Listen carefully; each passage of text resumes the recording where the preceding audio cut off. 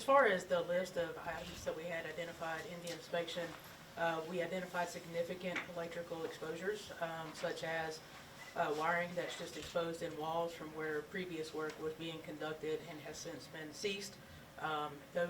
It's my understanding that the access to those apartments is wide open. The doors are standing wide open, so anyone can go into those apartments and be exposed to the electrical issues that are going on.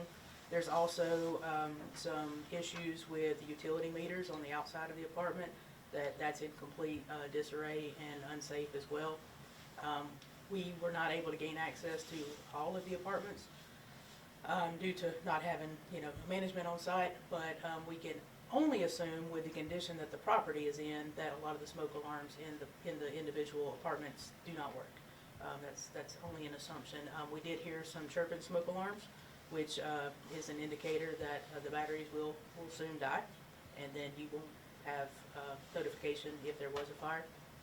As far as protection of the property, unfortunately, with the way that apartment complex was designed, when you shut the water and the private fire hydrants are all on one system. So when you shut the water off, it shuts the water off to the private hydrants. There is a fire hydrant on Shelton Road, right about the entrance. It's actually to the east of 194 Shelton Road, so it would be just prior to the entrance into 190 Shelton Road. That distance to the entrance is from the hydrant to the entrance is about 400 feet, just a little less.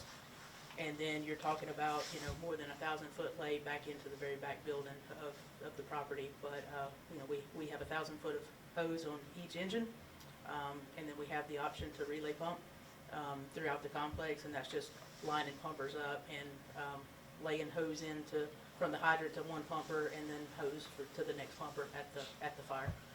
So we have the ability to take care of that, but the problem with that is that takes some time to lay out that much hose and make those connections.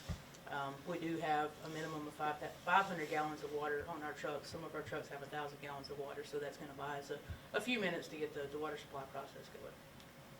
I'm assuming that steps up the need to get these people out of there quickly with fire hazards and no real water supply to fight the fire. Absolutely it does, because, it just hinders our ability to protect people that are in the buildings. And then, of course, going forward, once the building is vacant, one thing that we never want to assume is there's no one in there, because, there can be people break in, there can, be a population that, gets out of the cold. So we always want to assume there's someone in there, and we always verify that by doing searches. But it would be helpful for us to know that the property is secured at least.